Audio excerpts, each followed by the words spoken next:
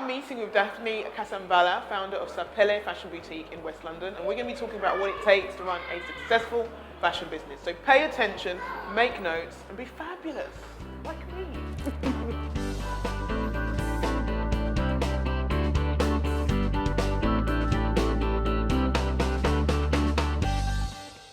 Well, thank you so much, Daphne, for inviting us into your boutique. I'd love to hear more about your business journey. So tell us how you started this fabulous shop. Well, I started the business in 2012, June, in the summer of 2012, launching with an online store. And actually, at the time, I didn't think that we would venture into bricks and mortar. But yes, it started in 2012, June, with an online store and with a handful of designers. And the objective of Sapelle was really to create a platform where talented, high-quality designers, social enterprises, and artisans from Africa could showcase their products, contemporary products, to an international audience with a base here in London. Because at the time, there was just very little opportunity for people to get their hands on ready-made contemporary African products. There was a lot of imitation on the high street, but really there was none of the authentic stuff found in one place. Yeah. Okay, excellent. So what's been the biggest transition between having the online store, because I know you still have the online store. Mm-hmm. What's been the biggest kind of difference, the challenges, I should say? Okay. Well, I've ever since we started trading in 2012, I always did what we call pop-ups and exhibitions. So I did a whole load of them, and what I found when we did a physical event was that the conversion was much simpler because people had an opportunity to touch and feel the product. Because effectively what we're introducing to the market is a very new concept. Even though it's clothing, people know what clothing looks like.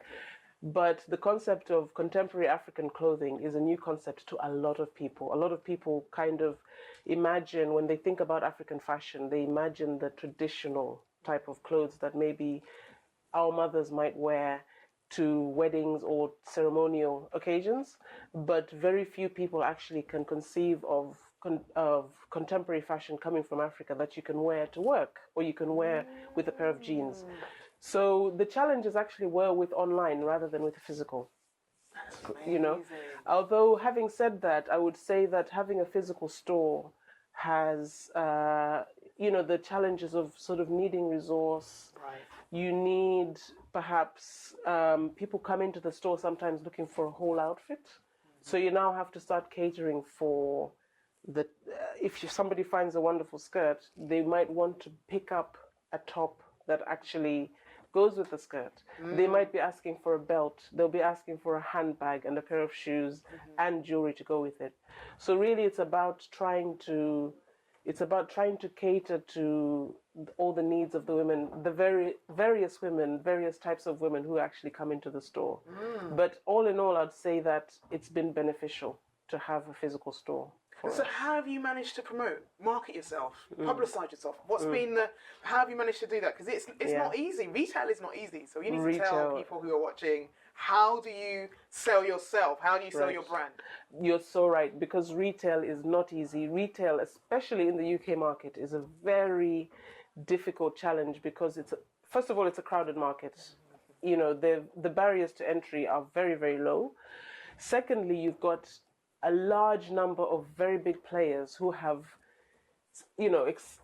exceedingly large budgets to market themselves. So really it's about finding clever ways of actually promoting yourself. And one of the things we do is we do targeted local promotion on social media. For example, the store is on Portobello Road, which is in the West London or Notting Hill, part of London. So we might go and do a promoted post on Facebook, which targets a mile radius around the store. That's one way of doing it. And that's really one way, because we have two approaches. We're approaching a London-wide or UK-wide audience to come into the shop as a destination. And then we're also trying to get local people to come into the store and pick up, whether it's gift items or occasional items from the store as a convenience thing. So then when we're targeting a wider network of people, we go to places where we think they might be. So for example, people who might be interested in African fashion, who know and understand that you can't really find it easily around London. And so they then make the journey to come to the store. And so those are easier to find because, they're on they have African interests, maybe they'll follow the African fashion bloggers and that kind of thing. So it's a two-pronged approach, targeting the local area and also targeting a wider area. I love that strategy. So you've done the social media, you've done the outreach, the local community outreach. Yeah. So you get it. You get the power of tech, and you've managed to implement technology and advertising and marketing as part of your strategy for promoting your business. Yeah. But let's talk about the nitty-gritty now. Now, you don't have to be specifics, but how did you fund the shop? Or how did you find funding to finance the shop? Because, again, lots of people want to start either a fashion label or a fashion boutique, but when it comes to the real business of money, they're not quite sure. So you don't have to tell me what your turnover is, but how did you manage to finance your shop? Well, up until this point, the business is financed through my own savings and also through a working capital facility with my bank. Okay. So this is the thing that I would say to anybody starting out: have a source of funding. Please tell them. Whether it's a case of your own savings, save up. Some people might decide to take the plunge. For example, after 6 months of doing my day job and I realized that something had to give, so I gave up my previous career to run this full time. But I had to use savings that I had accumulated to start the business. Other people approach it by going into part-time work or contract work, and then they will then have a steady flow of income to meet their everyday needs while the business is actually picking up. But what I would say is, whatever you have in mind for starting a business, probably double it. Double the budget. With the working capital facility, as I said, we've got a small one with the bank, and that's really because our cash flow trend fluctuates up and down throughout the year. So before the summer, we buy a lot of stock, and I need funds to actually pay our stockists, and then through the summer, as we sell, our cash flow accumulates. So the reason why I have a working capital facility is just to help us actually have enough funds to pay the suppliers as we buy up for a season. So that's where the funds actually come in. But as you rightly said, there is funding. For example, there's small business funding, which I may consider in the future. And I think as we're ready to grow, I will look to other funding, for example, investment, either by a bigger loan or by getting equity investors into the business. But for now, I just want to actually establish the business before we go out there and look for bigger money to invest in our growth. Excellent. Yeah. So as you grow, tell me what have been the most important lessons you've learnt from starting this business? What have been the things, the aha moment, the things where you think, if I had known that before, I'd have done something differently? Okay. One of the biggest lessons I've learned is that, and I knew it, but it's become even more important to me and become more apparent, which is that the customer is at the center of everything that we do. And so from the very beginning, I might have a product which my friends and my family like. However, that doesn't always mean that there's a big enough market out there. Tell them, please. So you need to take the emotion out of doing the initial market research. You're preaching. And really realize and find out really whether this product is one you can commercialize. Because if you're going to, you need to sell the product in order to survive. Right. So really understand from the outset who your market is, and if that needs, it might be that the product isn't necessarily perfect, but if you tweak it a little bit, it will become something that people love. Do that, because there's a difference between art and business.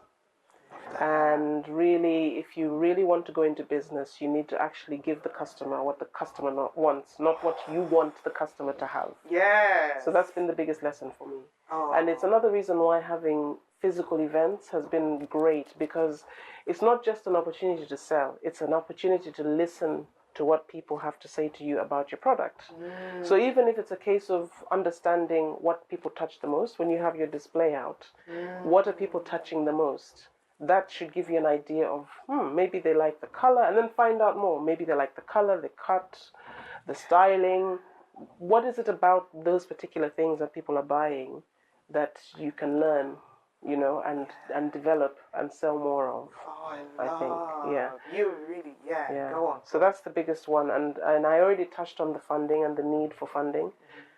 In my previous life, I used to lend money on behalf of a bank to companies, and the biggest problem was that a lot of companies died because they ran out of money, not because they had a bad idea, bad product. It was because they ran out of money. So there's a need to budget and understand your budget, and when you're starting out, there's a need to be lean, really lean, and to watch your costs. Don't be extravagant. Find cost-efficient ways of doing things. So I'm not advocating cutting corners here. I'm just saying that there are better ways of doing things. There may be cheaper ways of doing things than, let's say, for example, renting an office. Exactly. So I worked from home until we got the shop. Good. I didn't rent an office, but I could still be my output could be just as good from my home office as it was in an office. I also used flexible workers as opposed to employing people. So my bookkeeper was somebody whom I bring on when I need him, as opposed to having somebody on a payroll. And there's so many different ways you can actually save money whilst your business is growing. So those are the two really important lessons that I've learned. So much wisdom. And you've touched on something that really, particularly from a marketing perspective, is really important. It's the customer experience. Yes. So I'm going to say something a little bit contentious now. Right. I'm sorry, not all, so I don't want people who are watching this to think I'm generalising. Some African businesses need a little bit of work with customer services. Yes. So please tell us, or give some quick fire tips that particularly people either on the continent or members of the African diaspora who run businesses need to understand about customer services. Please. Where do I start? There's a few. Yes, it's really simple. First of all, find out who your competitors are. Okay. Because at the end of the day, we need to move away from this mindset that people will buy from us because we're African. Stop it. Stop thinking like that. So then the question is, that £10 that somebody's spending with me, where was that £10 bound for? Who is my competitor? Where was that person going to spend that money? Go to that competitor and find out what they're doing. And in fact, by competitor, I'm not necessarily even talking about peers. Because what we do is we measure ourselves at Sapelle against industry leaders. So when I started out Sapelle, I said, and the online shopping experience must be as good as an experience somebody's having with any high street retailer. Or at least I should, aim for that experience. So this is the reason why we offer very quick delivery on orders, and why we do professional photography and that kind of thing. So it's really about comparing yourself and benchmarking yourself against the leaders. And it's also about finding out the product and the quality of the product of the leaders. So if we're talking about fashion specifically, turn the garment inside out and go onto the high street and compare how your garment is constructed, the quality of your product compared to the leaders in the industry, not your peers, leaders in the industry. I would also say it's so important to give the customer a great experience, because they will come back to you.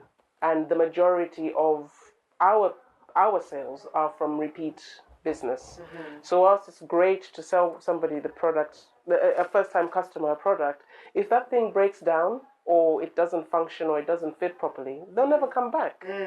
Why should they? Because, by the way, the competition is hot, so they'll go to the next supplier. So it's really about, once you have gained that customer, make sure that you nurture that customer, because they will keep coming back, and the better the experience they have with you, the more they will recommend your product to somebody else. They'll go and tell others about you, and they will be your biggest marketing tool, actually. Exactly. So just, what would you put yourself in their shoes and ask yourself, what would you want if you walked into a store? And take out the word African, because we really just have to put ourselves as players in the industry, regardless of whether we're African or not. Okay. We really need to kind of raise the bar. Okay. And you know what?